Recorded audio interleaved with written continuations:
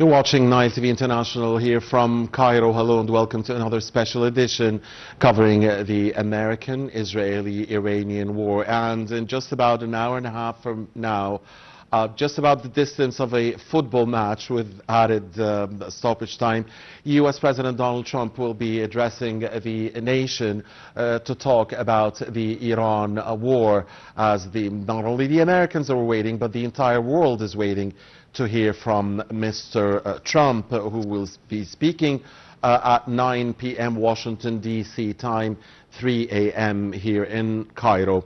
With us now live with the phone is Dr. Sara, the professor of international relations, to give us her insight on what we should expect to hear from the U.S. President. Dr. Sara, good morning. Thank you for staying up and thank you for being with us.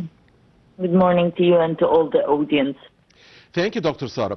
Now, what do you personally expect to hear from Mr. Trump? Do you expect to hear anything new, or do you expect to hear more of the same of what we've been hearing, like in the past 24 hours and in the past few days? A declaration of victory. We've destroyed the Iranian Navy. We've destroyed the Iranian army. We've changed the regime because there is a third rank and, or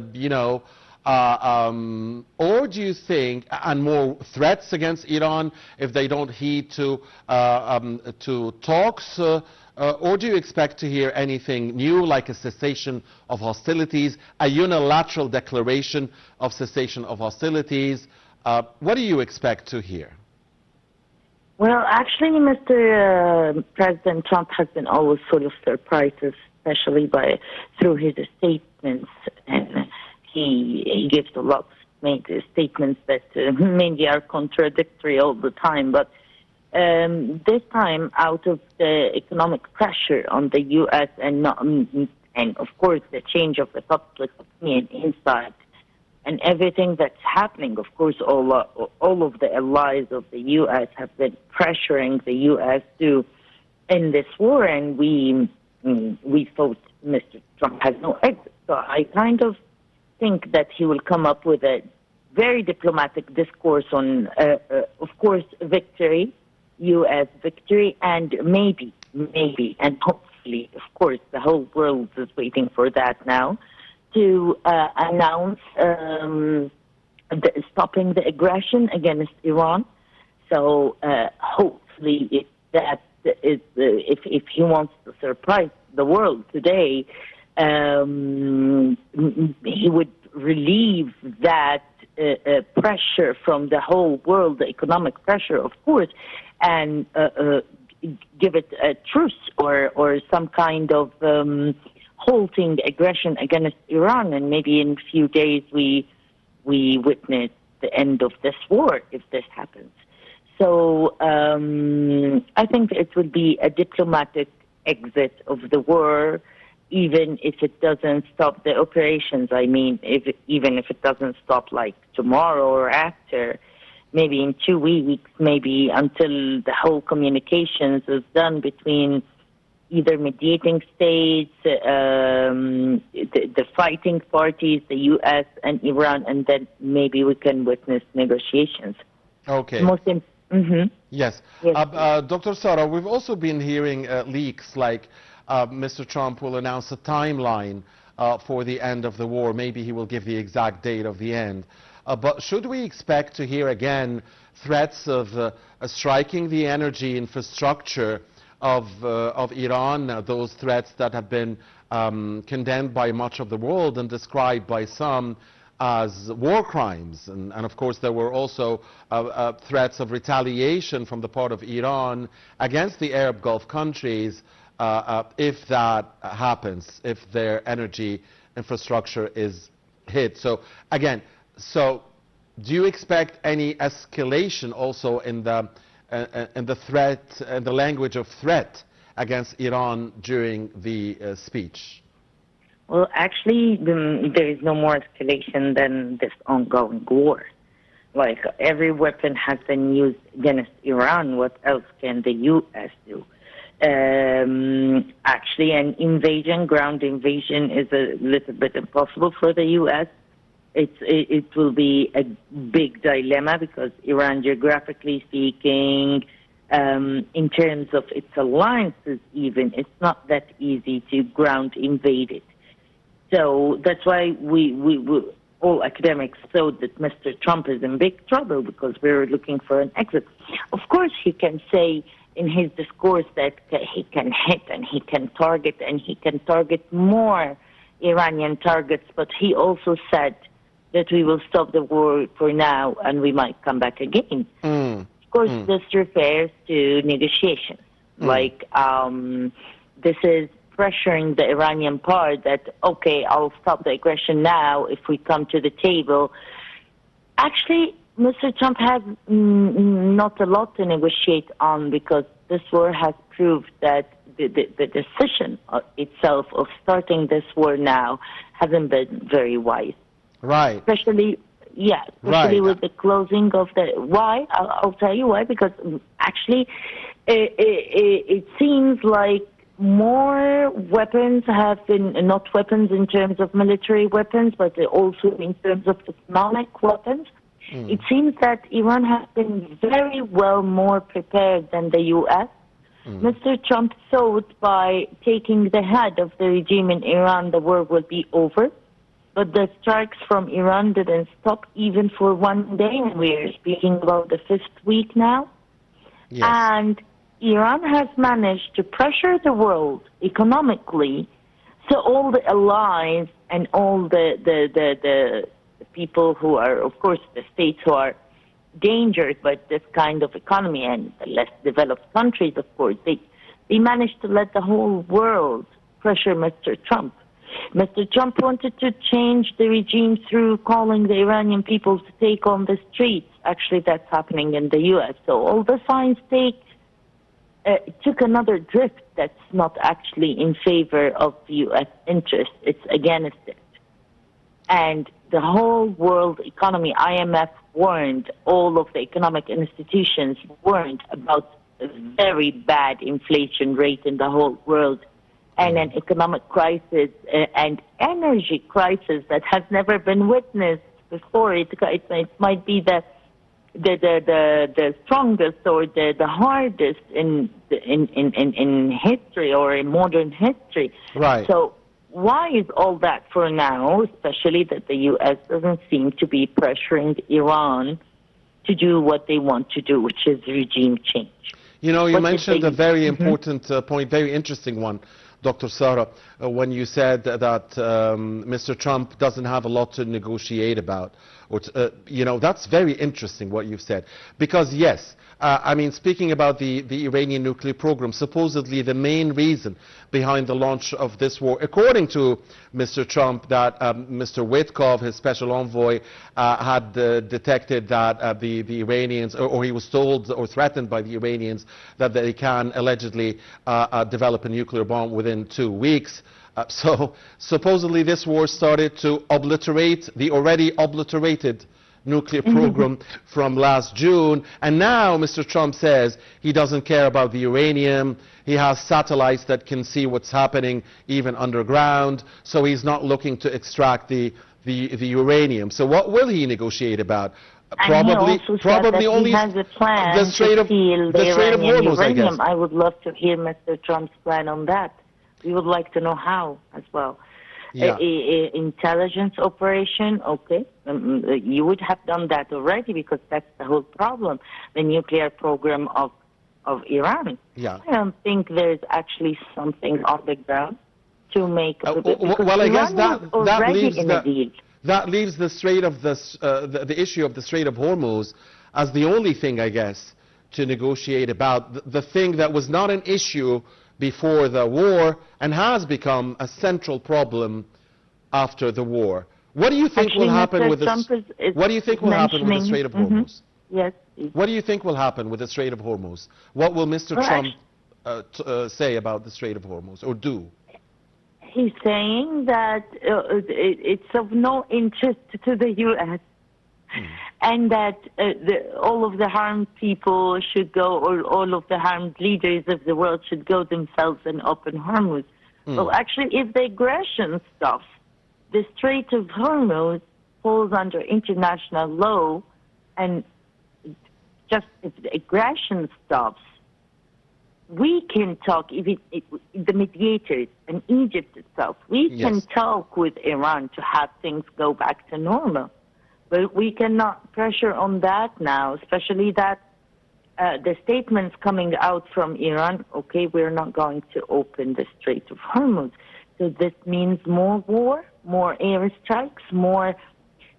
The United States, and especially Mr. Trump, were kind of hoping to collect other allies and join this war. But allies like Europe, like the NATO, and he's been complaining about the NATO, they know that this is a vicious war.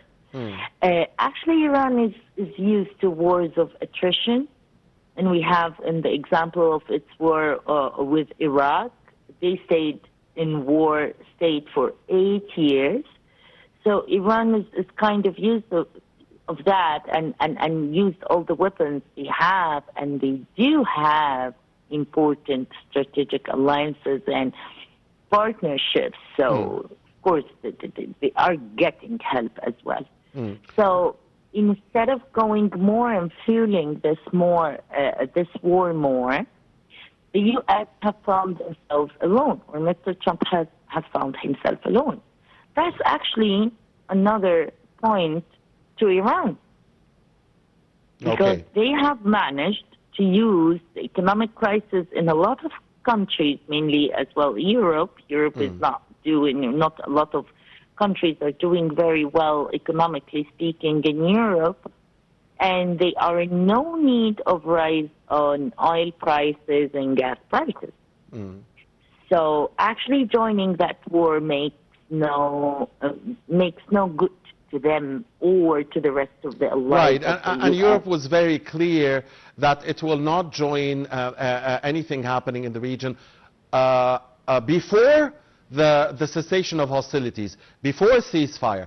After a ceasefire, that's a different story. Britain has talked about organizing a meeting comprising dozens of countries, I think 30-plus countries.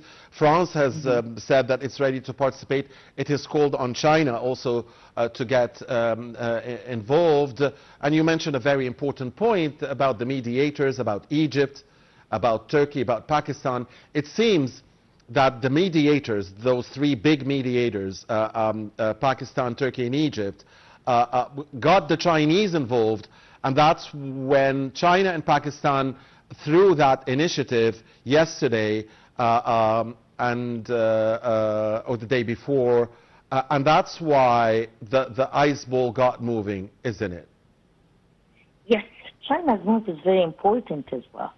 And spreading the hands of peace is very important now. It's like it's obvious already that the U.S. is standing alone in this war, and for Israel, of course, for nothing. So no one is interested in a very long war, and for no interest in we all suffer for what? We better go back to diplomacy, especially that Mr. Trump himself got out of the deal he had with Iran. So it doesn't seem logical at all. You already had a deal with Iran that you wanted to manage. Instead of managing it, you have taken the hard path and not diplomacy path, and withdrew the U.S. from that deal, as he done with it. Yeah, the Obama deal, yes. Yes, like he done with the climate deals as well. So this actually removes the credibility of Mr. Trump as well, and we will. Well, that's what the Iranians are saying, and that's why they are skeptical. And in fact, we've heard many Iranian officials saying that they are aware that this could be a big trick. So do you agree with that view, that this could be a maneuver by the U.S. president and that in the midst of an announcement of, let's say, a cessation of hostilities, if he does declare it, that something big might happen. He might take over Karj or hit their energy infrastructure before he leaves, just for fun. Just when he said about, you know, I might hit Karj again just for fun. So do you think that this could be a maneuver by the U.S. president, like the Iranians are alluding to? Is that a possibility? Well, actually, he wouldn't address the nation just to announce another strike. Okay. But he would address the nation in two cases, either for an exit of this war or a ground invasion. We don't have a lot of factors that would say the U.S. can ground invade Iran. I don't think so. I agree with you, Dr. Hard. Sara. I agree with you that he will not address the nation to announce a strike. But what I'm posing is, and this is what some Iranian officials have alluded to, that Mr. Trump could announce a cessation of hostilities and then strike very hard the next day or the next few days. It can happen and then it stops. Okay. They take a hit back and it stops, just like the 12. How did the 12 days were stopped? Right. It stopped when one strike, another one big strike, and then stop. Here comes again the role of the mediators. Right. But let's hope for a nice way out exit for Mr. Trump of this war. He has a great moment to address his nation and gain their respect of their will to end this war. What will happen again with the Strait of Hormuz? Because it is hard to imagine that he can declare himself victorious if the Strait of Hormuz is still largely closed and controlled by the Iranians. Well, actually, he can make it up to the state of Oman and try to have them mediating again. After embarrassing them and hitting Iran, while Sultan of Oman announced that the negotiations are going really well, the U.S. is losing their allies.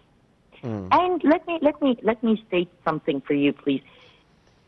Yes. Iran knew that the U.S. wants a regime change because the U.S. knows perfectly that it was a mistake to cancel the deal with Iran, because that's what gave them the opportunity to to reach the bomb and to reach 60% and more now. Okay, and mentioning that they can develop the bomb in 2 weeks, I believe they do already have it, but these things will never be declared.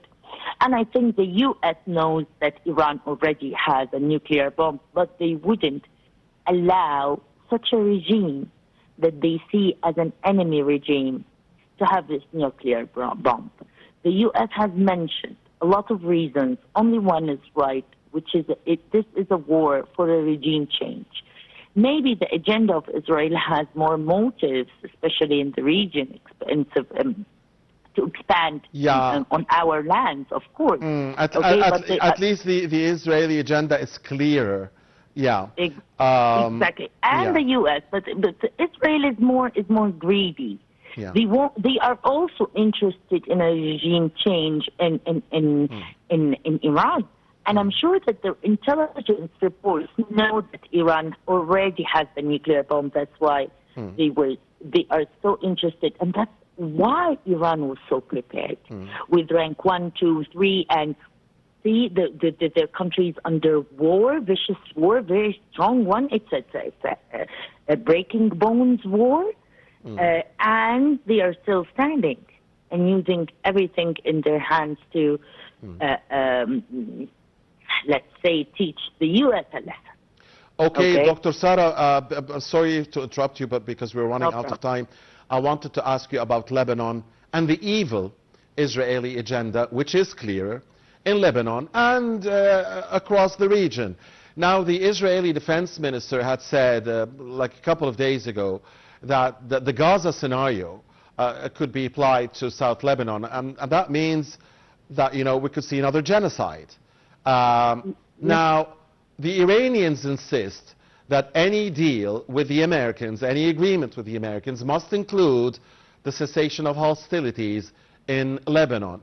Do you think they will succeed in that goal? And do you think that Lebanon is indeed in the face of potentially yet another genocide by the Israeli right-wing war criminals? They are already committing war crimes in Lebanon by killing journalists and civilians and causing, of course, migration of 1 million civilians of Lebanese. And they, of course, have interests in the land of southern Lebanon. They are not only fighting Hezbollah because it's one of the proxies of Iran. No, they have the audacity to enter a land and to respect no sovereignty of no land, especially that Lebanon was already on the path of reconciliation and unity. That's when they hit with the claim to fight Hezbollah, and they are actually interested in the land. And I think the whole world knows that now, because fighting Hezbollah has been done several times, and you're already fighting the source, which is Iran. Yeah. So there was no need to turn another Arab land into another Gaza. And yes, we might be witnessing a genocide, but the crimes of Israel are rising up. So the world has lost count. So do you think the Iranians are in a position to get what they want regarding Lebanon? Or do you think that the issue of stopping the Israeli violations and aggression on Lebanon will be up to the Arab world, up to the French? I think, of course, Iran is in position to defend its proxies, of course, and one of its strongest proxies is Hezbollah. And Iran is also to be blamed for this kind of separation inside our Arab lands. But it's very hard to predict now unless we see how it will be subjected in the talks. This here now, the weight is on the Arab countries, all of the Arab countries. I'm not mentioning the IGC countries only or the Gulf countries. No, it's all of our responsibility to include the integrity, the land integrity of Lebanon and its peace, and the withdrawal of Israel from the Lebanese lands into the talks, being a mediator. Egypt has an interest in that. Egypt is not just a mediator. I mean, Egypt was clear in condemning what's going on from the part of Israel in Lebanon, and Egypt is the first country in the Arab world to send a high level official, like its foreign minister, to meet with the Lebanese president. And humanitarian aid and everything, Yeah. And of course, express solidarity, full solidarity. In keeping Lebanon in integrity, in the integrity of the land, as well as Syria. And of course, Foreign Minister Abdulatif, not only did he meet with the Lebanese president, he also met with the Lebanese prime minister and the Lebanese speaker of parliament. I mean, we all know about the system of governance in Lebanon. One final point, I mean, I think it was really interesting, at least to me, when Iranian President Masoud Pezeshkian addressed the American people today before Mr. Trump addressed them, and he was saying that, Iran is not an enemy of the people of the United States and does not threaten the U.S., and that history proves that. And that Iran has no problem with the American people, was very, very interesting. You know, Dr. Sara, the opposition to the war in America is over 60%, and Mr. Trump's rating approval is at a low. So do you think that more pressure from the American street would stop a potential reignition of the war if it does, stop for now? And you said the word "for now" more than once. So if it does stop for now, without a comprehensive agreement, Egypt, of course, has been stressing that it wants a comprehensive agreement. So if we have this without a comprehensive agreement, there is a risk of reigniting this war in a few months' time or every other year in the future. So do you think that opposition to such a war and that the American mistakes this time around will prevent reignition of such future wars, or do you think that, you know, politics and the Israeli lobby is a totally different story? Well, of course, it's a totally different story. But the thing now, the U.S., okay? Well, first of all, first step is ceasefire. And then the talks can do miracles. But ceasefire and opening the Strait of Hormuz is the first step, and this is what has the whole world worrying now. Correct. So once we get a ceasefire, because we all witness how crazy this war is, just ceasefire, and then things will go smoothly. And we have experimented that in Gaza as well. Okay, peace tactics are known. It's just that. Well put, Dr. Sara. And it seems that that was the offer to the Iranians from the mediators again, Egypt, Turkey, Pakistan, and now China, and to the Americans as well. Yeah, just let's get the ceasefire first. Try to put it on hold, and see where we go from there. And then the Strait of Hormuz will be opened by the pressure, of course, of China, other mediators, Russia, because the whole world needs that opening. We don't need another economic crisis. Absolutely. Thank you very much, Dr. Sara Kira, the Professor of International Relations. I hope you stay awake. I mean, it's just an hour and 5 minutes from now.